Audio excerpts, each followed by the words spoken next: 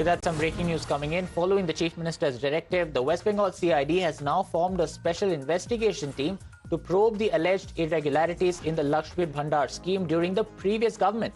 Sources are also telling Times Now that the case has been registered in Berhampur and so far has flagged 22 fake applications.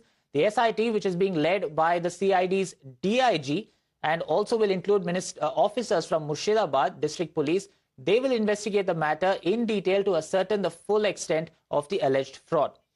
Ridhita is joining us on the phone line to give us more details. So Ridhita, one by one, several cases of the previous government now being investigated by the current government, and this time, once again, the alleged irregularities of the Lakshmir Bhandar scheme under the previous government now going to be investigated by the CID. Take us through the details.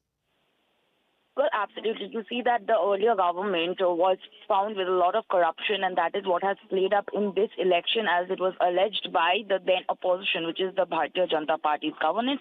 And this was also stated in their manifesto while they were making their campaigns during this election. Prior to that, they had said that every corruption of this government will be exposed soon as the BJP comes to power.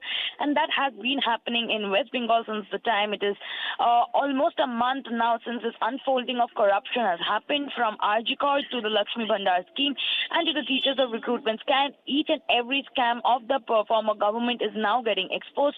Not only the exposure of multiple developments and development projects that we see, we also see of the multiple TMC leaders and councillors who are also coming under the scanner and they're getting arrested.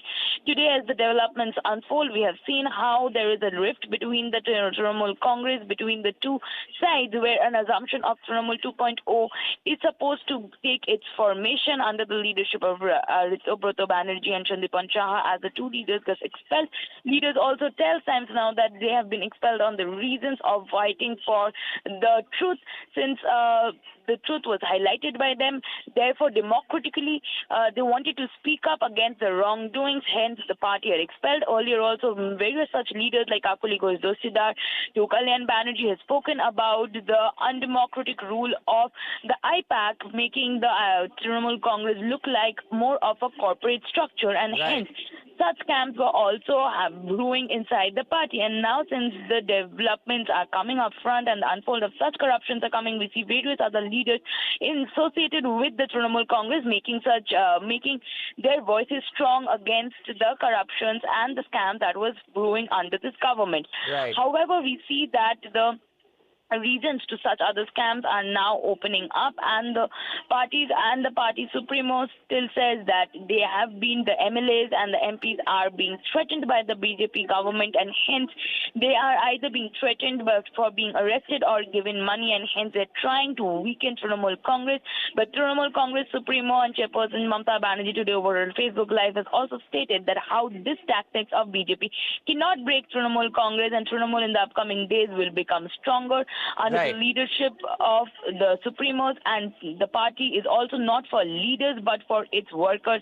So the workers will make the TMC stay strong in their hard times that they're now facing.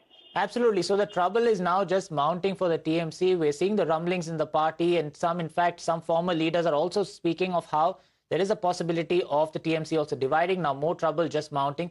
Thank you, Ridhita, for joining us on the broadcast and giving us those details.